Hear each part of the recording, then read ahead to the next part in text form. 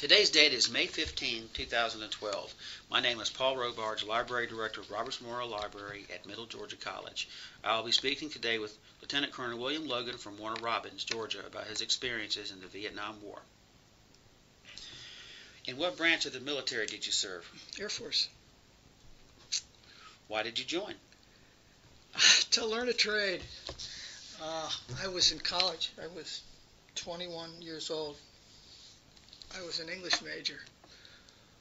We had a draft. The only way you could avoid it, first off, you had to get your military requirement out of the way.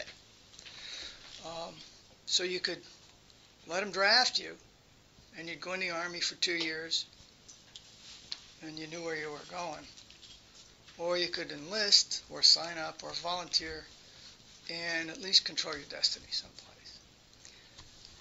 As a liberal arts graduate in 1963, my future was selling Lady Kenmores or something like that, and I didn't look at that as a very promising start. So I said, well, maybe they'll teach me something. And so I signed up for the Air Force to see what would happen. And of course they did.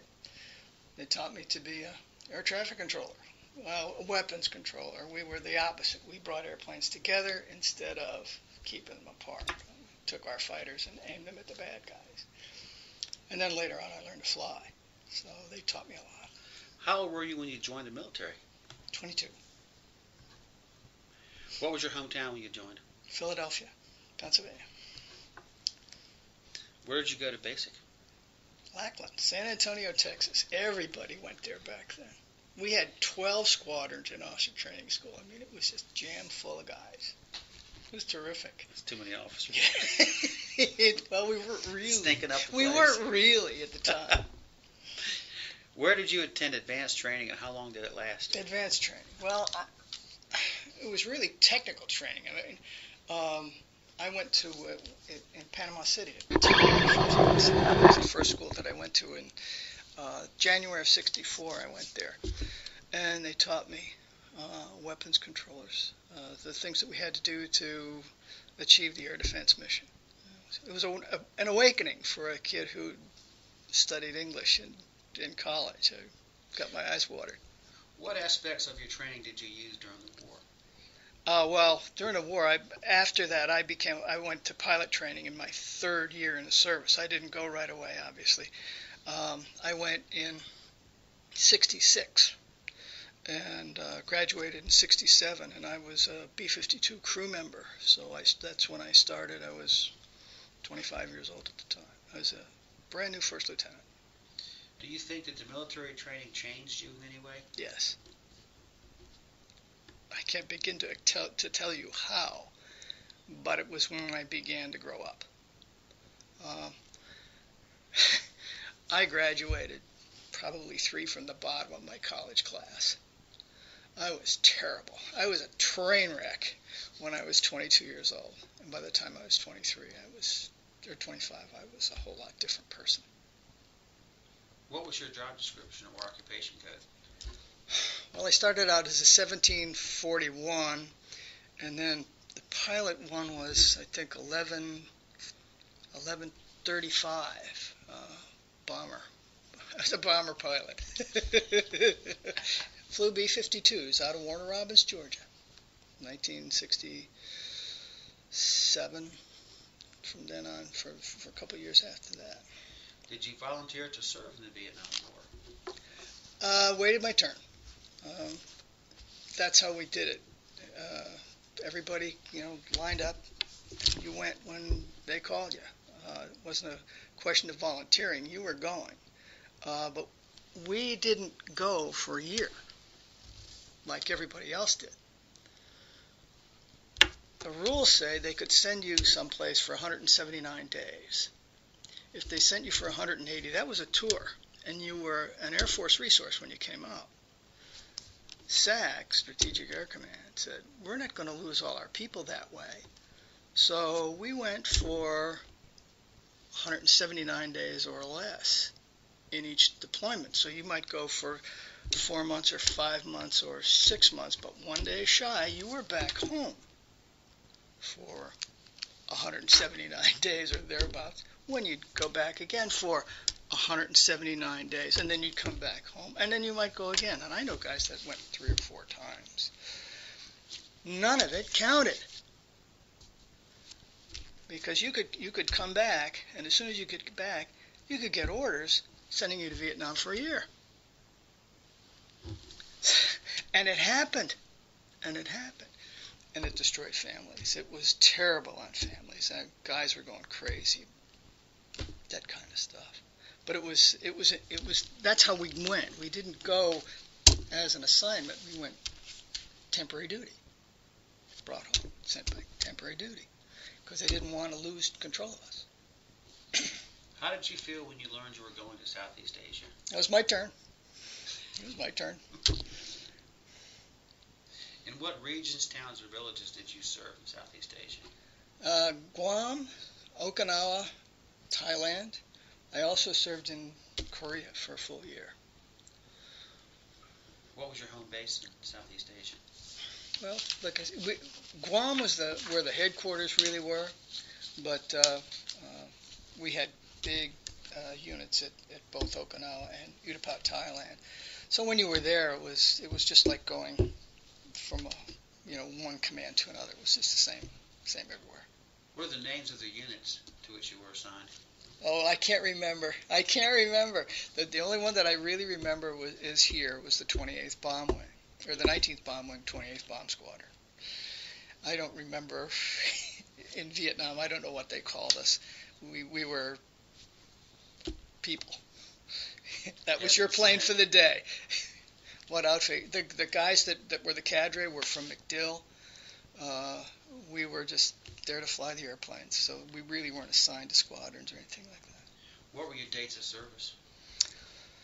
Total service was from 20 September 1963 through 31 May 1988. Was commissioned December 20th of 63 and retired as Lieutenant Colonel 24 years and 9 months later. Describe your living conditions, housing, and food during your time. In Vietnam? Yeah. Well, during the Vietnam War. When we were in Guam, we lived in stone masonry buildings, very comfortable. In Okinawa, it was very much the same. It was like a bachelor officer's quarters. It was very comfortable. But when you went to Thailand, that was a different story. They were trailers that had been hooked together, and so your crew had 4 of these things. 3 of the areas were sleeping areas, and the one was kind of like a family room, and it was air conditioned, but it didn't work very well, and it was rudimentary compared to what we were normally used to. What did you do for entertainment? Drank a lot. They had the officers' club was open all the time. They had stage shows and stuff that they brought in. Nothing of any salaciousness or anything like that. It was always kind of cool, really. Some good comedians, but mostly we drank because you were on a pretty schedule. You were on I think it was about 150-day rotation, and in 150 days you'd have gone to all 3 stages and then started over. Okay, you started out in Guam with the 12-hour missions, and then you went to Okinawa with the 8-hour missions, and then you went to Utapao with the 5-hour missions. And each one, as the missions got shorter, the number of days you stayed there got longer. And then you started all over again, and until your time came to go home, and wherever that was, that's when you dropped out. Could you describe your first encounter with the enemy?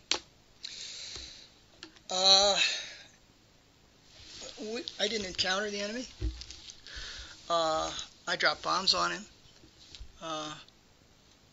But we were essentially unopposed. So, can you call that fighting? We contributed to the war effort. Okay. We didn't get attacked by enemy fighters. There was no flak or anything like that. We were up too high. You couldn't see us. You couldn't hear us.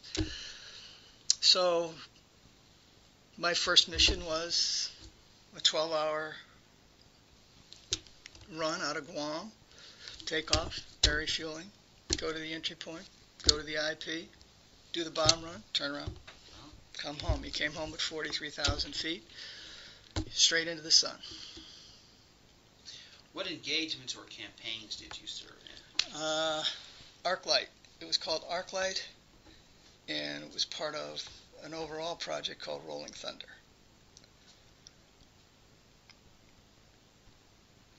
What kinds of weapons did your unit employ? B-52 bombers. We carried varying bomb loads depending on what kind of bombs we carried. And forgive me, but I don't know if the numbers are exact or not. But we could carry something like 56,000 pounders. We could carry 73 or 72, 73, somewhere around there. A mixed bag of 500 pounders and 750s. Not 1,000-pound bombs, 750s. Or we could carry like 108 500 pounders. We almost always had a mixed load.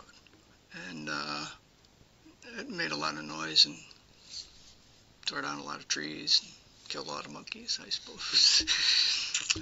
We were armed with 38 caliber pistols. As a B-52 aircrew member, how many combat missions did you fly? 50. And you're done. Yeah, I'm done. 50. Describe the most memorable event that happened to you when you were in Vietnam. The most memorable event that occurred to me in Vietnam, I'm not sure had anything to do with the war, but it had to do with flight experiences. A couple of taken off into thunderstorms and experiencing real spatial disorientation. I had to take control of I was a co-pilot at the time. I had to take control of the aircraft because the pilot couldn't see where we were going down the runway. That's how hard it was raining. And I could see the yellow line because I had a slightly different angle at it, and I could find where the yellow line was. And I managed to. Normally we wouldn't go. That's how hard it was. But war is hell. So we pitched off into it, and the first thing he did was make a left-hand turn. And of course, as soon as I started to do that, I just kept on going. In my ears, I just kept on going. I was upside down for 20 minutes before we got out of that one. That was one. That was kind of interesting. And another one was we lost 2 generators right after takeoff. Well, loss of electric power, no thing. But for us, it meant an abort. That meant we were going to stay around the area and go home. Some airplanes you can dump all the gas out. B-52 you can't. So the only thing we can do is fly around, burn it off until we get light enough that we can land with all the bombs. Because we're going to jettison them. But anyway, it's a long story. We had to put the gear down, we had to put the flaps down, we burned off, and then we had to bring them up so that the fuel pumps could catch up, and we had to drop them down and burn it off some more and bring them up again. I spent 4 hours trying to refigure the weight and balance for the damn airplane so that we wouldn't go nose down or tail up when I hit. Those are the kinds of things that were exciting in that end of the war. We never saw an enemy fighter until the very end. We never got shot at much that you could tell until the very end. And I wasn't there at that time. But it was an experience that I won't forget for a long time either. What is your evaluation of American military leadership during the war and of your immediate commanders in the field? They were terrific. They were smart. They were reasonable. You could argue your point. They'd listen to you. And they took what you said into account. It was the guys higher up that were the problem. The stories have never come out, I don't think, about what they did or failed to do or why they did what they did. I do know, I remember one night in Utapao, sitting at the end of the runway for almost an hour, engines running, waiting for the President of the United States to decide what target we're going to bomb that night. You can't run a war that way. You can't run a war that way. What medals or awards did you receive for serving in Vietnam? 2 Air Medals, Vietnam Service Medal. I was a good boy and I went home. Briefly explain why you think the U.S. was involved in the war in Vietnam. I think it was essentially politics. Kennedy inherited that from Eisenhower. It was already begun when he became president. And I remember in '63 when I was, or '64 when I was a lieutenant stationed in Ohio before I went overseas the first time. We had guys come on. We had a radio station. We had not a station, but a radio show that we did for the local radio station. And we'd bring our guys on and we'd talk about stuff. And one of the things that we talked about was guys who had just come back from Vietnam. So this is in 1964. We weren't even sure they were shooting at us then. Well, they confirmed that indeed they were, and that it was a hot war going on over there, and we'd best be ready for it. So there was a lot of that there were hints and things, and how much of it was real and how much it was politics. I tend to think it was political. How do you feel about your military service in Vietnam when you left the country? It was over. It had been a valuable experience. I did not have post-traumatic stress disorder, but I'm glad I didn't have to go back, or I wasn't going to go back for a while anyway. How did you feel once you arrived back in the United States? I was okay. Warner Robins was a military town. They knew you weren't going to have any problems or anything like that. I experienced some of it later in my career. In 1974, I got stationed in New Haven, Connecticut. And I was told by a senior officer, don't wear your uniform. We work in the civilian community. Don't wear your uniform any more than you have to. Take it with you when you go someplace and put it on for the event and then take it off before you leave. And I said, why did I do that? They don't like you. Well, I never experienced anything overtly, but I thought it strange that someone would tell me to do that, and I didn't do it anyway. I wore my uniform every place I went. Nobody said anything. How did this war experience most affect your life?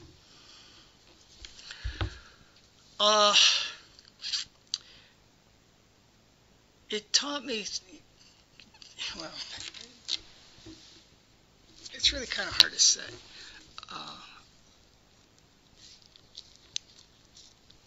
That's what we did. That's what we do. When even before Vietnam, when I first got in it, we were nuclear weapons. That's what we did. We were trained to drop those things, and we were prepared to do that. When we got to Vietnam, it was the same thing, only they were just iron bombs. That's all, and we did that. I never had any moral or emotional problems with that. Maybe I saw too many war movies. I don't know. But it also seemed so sterile. You couldn't see anything. You couldn't see what you hit. You couldn't tell if you did any damage. You were over the target. The bombs dropped. You could feel the airplane shake a little bit. Otherwise, you wouldn't even know they were going. You made this big turn, and the first thing you had to do is send back this report. So you didn't even get to look out the window to see if you could see the smoke and flames or whatever you hit. You had to get this report off. So my head turned back into the cockpit for that minute or so as we were trying to get out of there, because that thing had to be sent out immediately. So you didn't even get to see the effects of what you did. It's not like, the guys in the fighters that were doing the low-level stuff. We were up 5 to 7 miles above it. So it was in a sense just a kind of a bizarre experience. It was surreal almost sometimes. You'd be going along this beautiful sunshiny day, and you'd talk to this guy on the radio, and he'd tell you where to go, and he'd say 5, 4, 3, 2, 1, drop, and your airplane would go like that, and then you'd start a turn. He said, "Thank you very much. See you tomorrow or the next day." Strange. If you could go back to December 1969, would you repeat this experience, or would you change anything about it? I wouldn't go if I didn't have to, but and you know, you just don't want to. You just don't want to go kill people. I mean, it's just not in your nature. But these are the circumstances, and so you have to do it. I'd prefer not to do it again, but if it were necessary, I think I would. I was over in the Middle East the night that the night that the Egyptians came across the canal in 1973, and I got to see some of the mobilization and that sort of stuff from a somewhat different perspective. I'd prefer not to go again at my age now, especially, but I'd prefer not to go again if I'd have to. Is there anything we haven't brought up that you would like to share about your experience? Oh.